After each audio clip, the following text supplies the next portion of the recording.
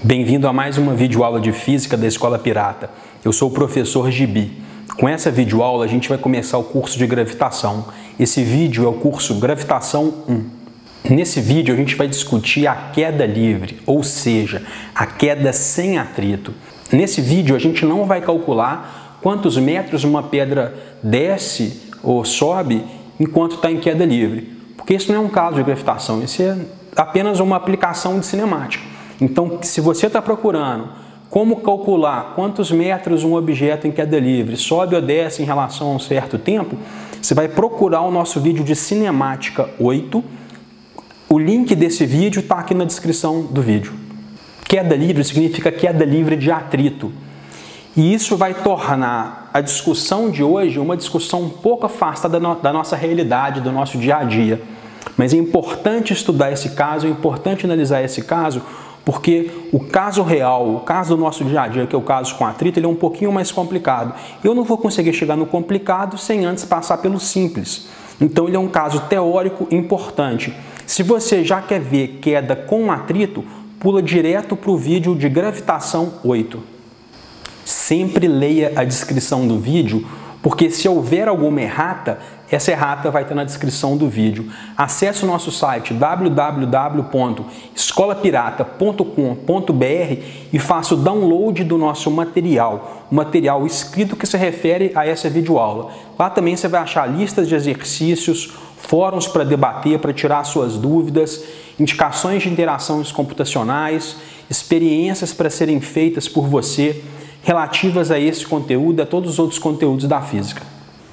Eu tenho aqui um livro e eu tenho aqui uma folha. Se um lugar que não tenha ar para ter atrito, eu soltar ao mesmo tempo o livro e a folha, da mesma altura, qual dos dois vai chegar no chão primeiro? Nesse vídeo, a gente vai ver a resposta para essa pergunta. Se você estiver achando que essa pergunta é muito boba, muito óbvia, que essa pergunta não merecia um vídeo, você está muito errado.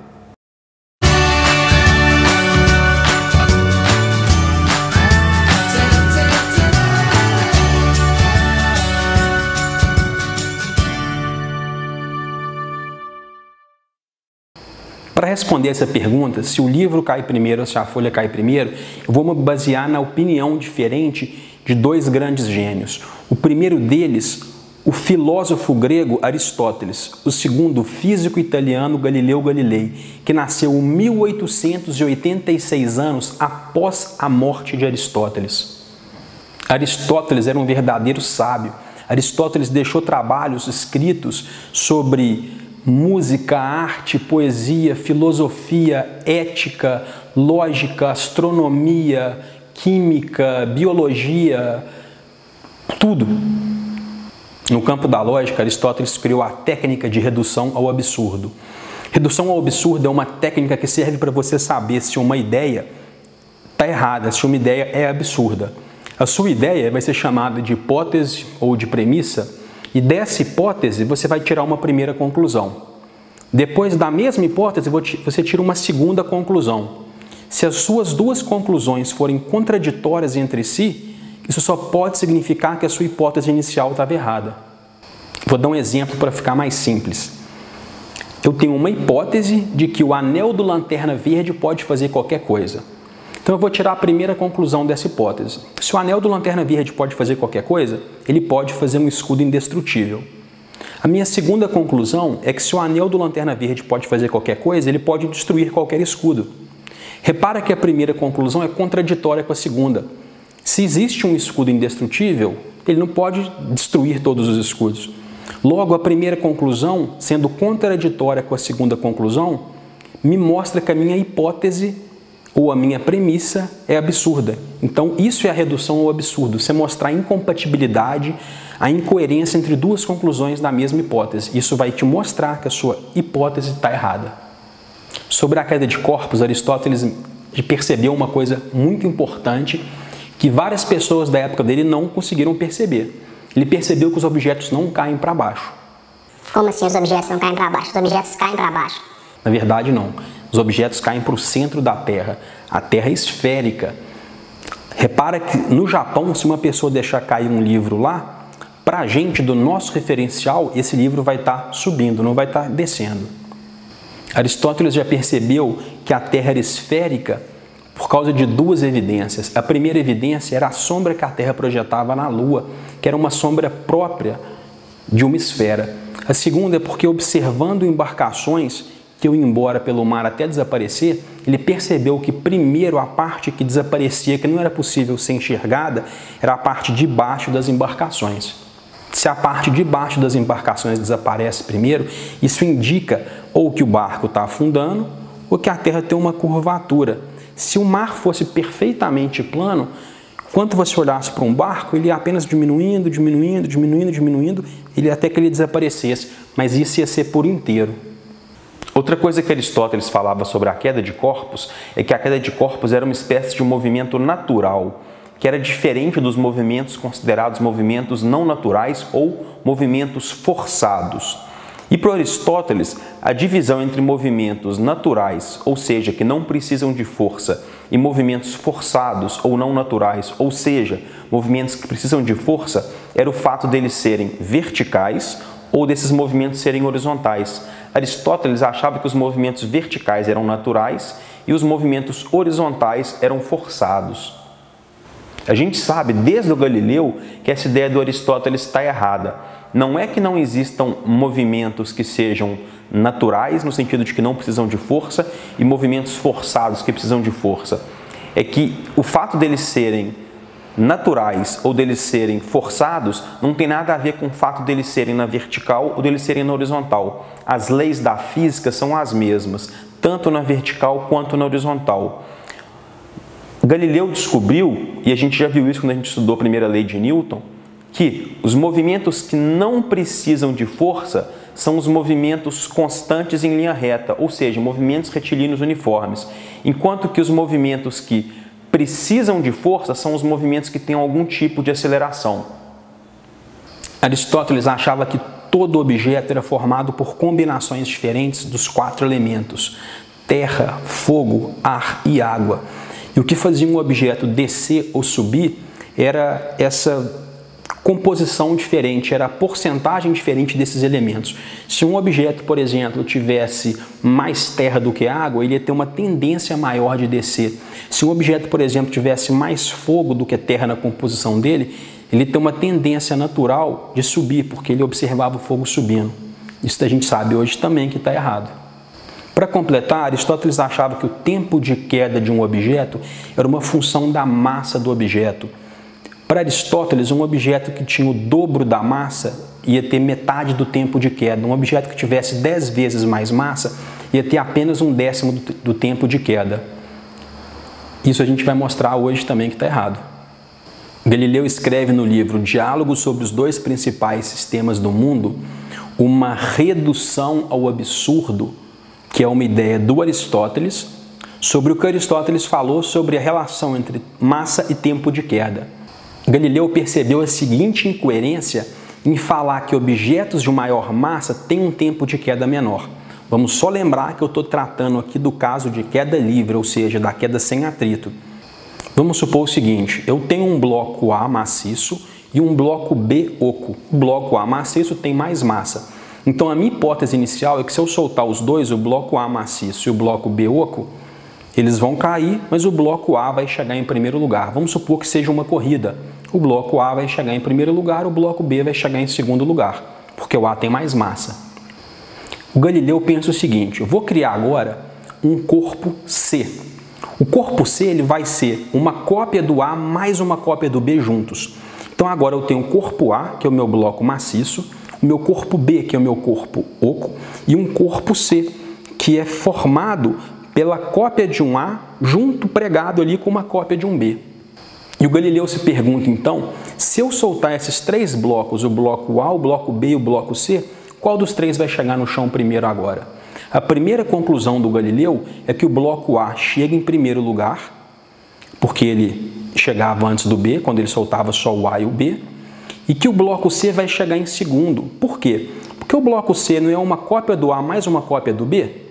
Então, dentro do bloco C, o bloco maciço dele, a parte de baixo dele quer cair rápido, mas a parte de cima oca quer cair devagar. Então, como os dois estão presos, eles não vão cair nem tão rápidos quanto o A cairia sozinho, mas nem tão devagar quanto o B cairia sozinho. Imagina o seguinte, se você amarrar um coelho e uma tartaruga, o coelho não vai correr tão rápido quanto ele correria sozinho, e a tartaruga também, amarrada com o coelho, não vai andar tão devagar quanto ela andaria sozinho. Poderia falar que a velocidade de um coelho amarrado com uma tartaruga seria maior do que a velocidade da tartaruga sozinha, mas seria menor que a velocidade do coelho sozinho. Então, dando exemplos numéricos, vamos supor que o meu bloco A caindo sozinho gastasse 4 segundos. O meu bloco B, que tem metade da massa, caindo sozinho gastaria 8 segundos. O meu bloco C, que é um bloco A junto com um bloco B amarrados, vai gastar um tempo intermediário entre 4 segundos e 8 segundos, por exemplo, 6 segundos. Dessa maneira, a primeira conclusão é que o bloco A chega em primeiro lugar, o bloco C chega em segundo lugar e o bloco B, por último, chega em terceiro lugar. Mas aí Galileu vai tirar uma segunda conclusão. Bem, se o bloco C é um bloco A mais um bloco B, juntos, o bloco C é o bloco que tem mais massa de todos. Ele é o mais pesado de todos. Se o bloco A chegava primeiro que o B, porque o A tinha mais massa, o C tem que chegar primeiro, então, agora que os três, porque o C tem mais massa que o A, porque ele tem a massa do A mais a massa do B. Dessa maneira, Galileu faz uma segunda conclusão, que é falar que, em primeiro lugar, chega o bloco C, que é o mais massivo de todos, em segundo lugar, chega o A, e em último lugar, chega o bloco B, que é o que tem menos massa. Na primeira conclusão, Galileu acha que o bloco A chega primeiro. Na segunda conclusão, Galileu acha que o bloco C chega primeiro. Qual dos dois está certo? Não importa. O que importa para o Galileu é que, usando a ideia de redução ao absurdo, a hipótese inicial está errada. Porque a primeira conclusão ela é incompatível, ela é incoerente com a segunda conclusão. E qual que era a hipótese inicial? Que o A chegava primeiro que o B quando soltava só o A e o B, porque o A tinha mais massa. Então, alguma coisa aí está errado. Tentando corrigir esse problema de lógica, Galileu cria uma nova teoria que tem coerência interna, que não vai dar incompatibilidade entre conclusões diferentes. É meio maluco, mas o Galileu supõe o seguinte, olha, e se o tempo de queda não depender da massa? E se a minha hipótese inicial for que A e B chegam juntos, independente se A tem mais massa que B? Vamos ver quando eu tirar minhas conclusões. Vou tirar agora a minha primeira conclusão da nova teoria do Galileu. De acordo com essa primeira conclusão, A, B e C vão chegar juntos. Repara que a nova hipótese de Galileu é que A e B chegam juntos independente da massa. Isso quer dizer que o tempo de queda do A é igual ao tempo de queda do B. Vamos supor que o tempo de queda do A é 4 segundos, o tempo de queda do B é 4 segundos. O C não era uma média? Então o C vai ser 4 segundos, porque a média de 4 segundos do A e de 4 segundos do B é 4 segundos do C. Então, a primeira conclusão é que se você soltar o corpo A, o corpo B e o corpo C, os três chegam juntos ao chão. A segunda conclusão, que é pensando que o C tem mais massa que o A, não vai importar, porque agora a hipótese inicial não é que, independente da massa, todos caem juntos? Então, se independente da massa todos caem juntos, da mesma maneira que o A não chegava primeiro que o B por ter mais massa, o C também não vai chegar primeiro nem que o A nem que o B por ter mais massa. Então, a segunda conclusão é que se você soltar o corpo A, o corpo B e o corpo C, os três vão chegar juntos no chão, independente da massa deles. Voltou a fazer lógica. A nova hipótese do Galileu, apesar de parecer estranha, de falar que um corpo de mais massa tem o mesmo tempo de queda de um corpo de menos massa, tem coerência interna, coisa que a ideia de Aristóteles não tinha. Ela não vai ser descartada pela redução ao absurdo.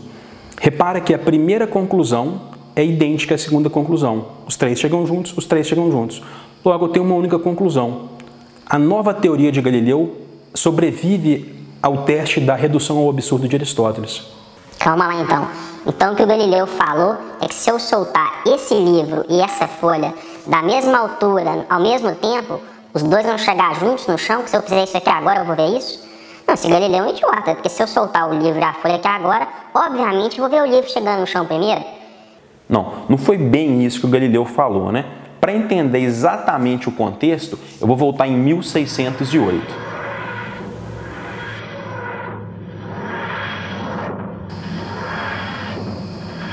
Em 1608, Galileu estava falido, não tinha dinheiro para nada. E na Holanda, um cara descobriu meio que por acidente como fabricar lunetas associando duas lentes diferentes. Ele descobriu aquilo por acidente, ele não era nenhum gênio igual Galileu. Galileu entendeu como que aquilo funcionava e já pensou em várias melhorias. Galileu então começou a fabricar lunetas que tinham mais de 10 vezes mais ampliação do que as lunetas originais que vinham da Holanda. Galileu então, além de conseguir ganhar um dinheiro bacana com aquilo, com essa produção de lunetas melhoradas, Galileu também começou a usar as próprias lunetas para observar o céu.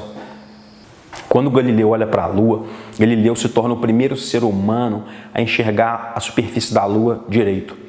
A Lua está muito longe da gente e a olho nu a gente não consegue enxergar a superfície dela de maneira correta. A gente tem a impressão então que a Lua é perfeitamente lisa. Na verdade, quando Galileu olha com a luneta, Galileu vê que a superfície da Lua é muito mais estragada que a superfície da Terra. Só que a Terra, como a gente está nela, a gente percebe que ela já tem crateras, montanhas, erosões, depressões. Galileu vê isso na Lua, é a primeira pessoa que consegue fazer isso. Galileu então começa a ficar com aquela coisa na cabeça, bem, eu sempre achei que a Lua era uma esfera perfeita, uma esfera perfeitamente lisa, e ela não é. Será que uma esfera que eu tenho aqui no meu laboratório, que também me parece que é perfeitamente lisa, também se eu conseguisse olhar ela microscopicamente, eu ia perceber que ela na verdade é toda rugosa, toda irregular a superfície dela? E essa rampa aqui que eu deixo a minha esfera deslizar por ela, será que essa minha rampa também, que me parece ser uma rampa lisa, ela na verdade deve estar toda cheia de depressões, se eu conseguisse ver microscopicamente, igual a superfície da Lua que me enganava também? Galileu saca então que a rampa e a esfera, que pareciam perfeitamente lisos para a gente, não deviam ser perfeitamente lisos também. E como não eram perfeitamente lisos, enquanto uma bola rola por uma rampa, ela vai atritando. As irregularidades, as imperfeições da esfera, da bolinha, vão atritando com as irregularidades, com as imperfeições da rampa. E esses choques vão parar a bolinha. Então Galileu percebe que se na verdade não houvessem esses choques, essas imperfeições, a bolinha ia andar para sempre. Galileu então descobre o princípio de inércia. Galileu, percebendo que existiam atritos que não eram visíveis para a gente, da mesma maneira que a superfície da Lua não era visível para a gente, Galileu percebe que sem atritos, se você jogasse uma bolinha, essa bolinha ia andar para sempre. É a mesma coisa que depois ele aplica a queda de corpos. Galileu não fala que se você soltar o livro e a folha, os dois vão cair ao mesmo tempo. Igual ele não falava que se você jogasse uma bolinha para frente aqui na Terra, essa bolinha ia andar para frente. O que ele fala no princípio de inércia? Se não houvesse atrito e eu jogasse uma bolinha para frente, ela ia andar para sempre. E aí ele aplica a mesma ideia que a queda de corpos. Se não houvesse atrito e você deixasse cair o livro e a folha, eles iam chegar juntos ao chão. Ah, então isso é uma coisa teórica, eu nunca vou ver. Então sempre que eu jogar um objeto pesado e um leve, eu vou ver o pesado chegando primeiro. Teoricamente, esses deveriam chegar juntos, mas eu nunca vou ver isso. Não, na verdade, em algumas situações você vai ver, em situações de queda livre, onde você não tiver atrito, onde você estiver livre do atrito. A Apolo 15, que foi uma das missões que foi para a Lua, levou um martelo e uma pena. Então o astronauta na Lua soltou um martelo e uma pena e viu que os dois chegavam juntos ao chão. Porque na Lua não tem atrito. Na Lua não tem atrito com ar porque não tem ar. Não existe atmosfera na Lua. Ah, então eu tenho que ir na Lua para ver isso? Não. Você pode fazer isso na Terra. Você só precisa de tirar o ar para você não ter mais atrito com ar. Você precisa acabar com o atrito que faria com que isso não fosse perceptível. A BBC, por exemplo, fez um documentário. Eles foram numa sala da NASA que tem 40 metros de diâmetro por 40 metros de altura. E dentro dessa sala eles tiram o ar quase todo, eles conseguem fazer um vácuo muito bom, próximo de um vácuo perfeito. Eles pegaram uma esfera maciça e uma pluma e soltaram as duas lá de cima. Repara que quando tem ar, primeiro eles fazem com ar, obviamente, aí vai ser um caso com atrito, e a gente vai estudar ele na aula 8, a esfera maciça vai chegar no chão primeiro. Mas depois, quando o ar é retirado, a esfera maciça e a pluma caem exatamente juntas, que é o caso que o Galileu previu. Os dois caem muito rápido, a esfera aumenta pouca velocidade, mas a pluma aumenta muita velocidade. Aqui a gente está vendo em câmera lenta para você poder ver que é exatamente igual o tempo de queda e a velocidade a cada instante. Ah, então se eu vou reparar isso se eu for na Lua, se eu tiver uma sala da NASA que faz um vácuo quase espacial. Não, na verdade não. Na verdade, você pode fazer uma coisa bem simples.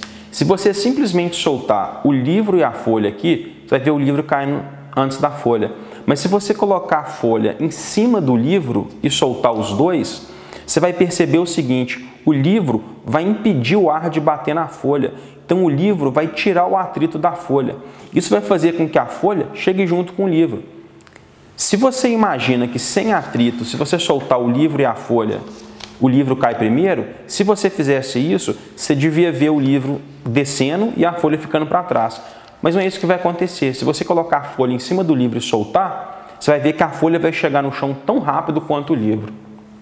E ainda tem uma outra experiência aqui legal e simples que você pode fazer também. Essa experiência agora, ela não vai te mostrar que objetos pesados e leves chegam juntos no chão sem atrito. Mas ela vai te mostrar uma outra coisa interessante. Eu tenho aqui agora duas folhas idênticas. Se as duas folhas são idênticas, elas têm a mesma massa.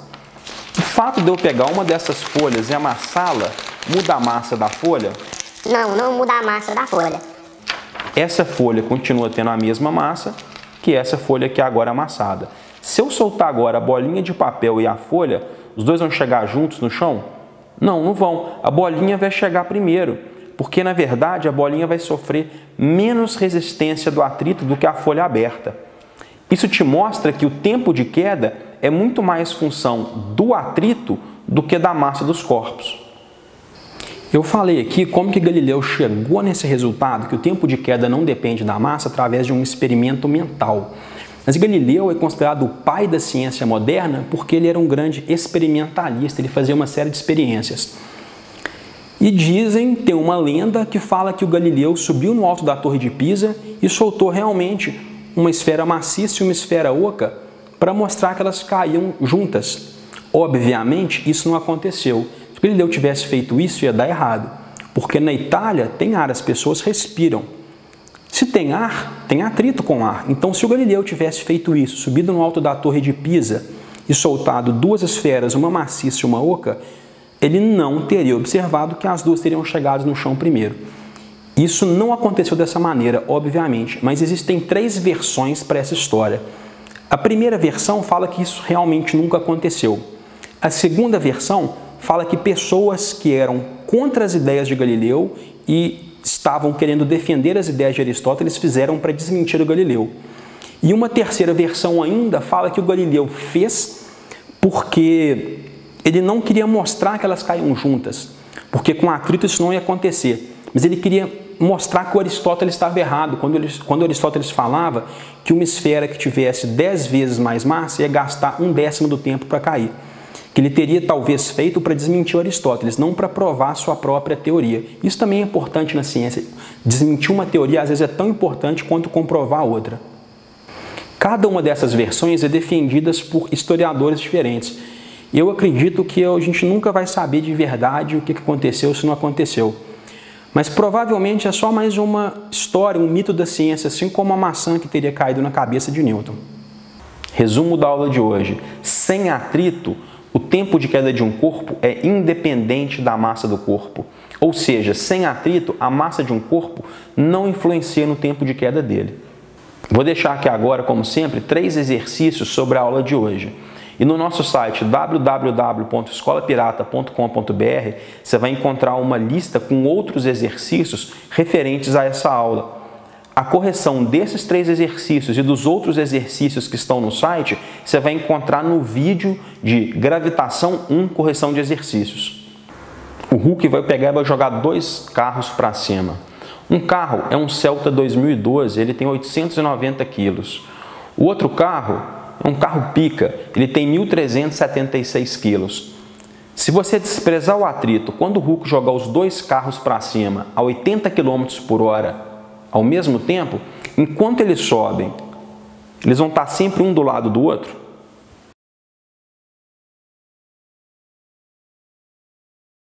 Questão número 2, uma questão do saudoso vestibular da UFMG. Essa questão caiu na prova de 2008, na primeira etapa. Durante uma aula de física, o professor Domingos Sávio faz para seus alunos a demonstração que se descreve a seguir.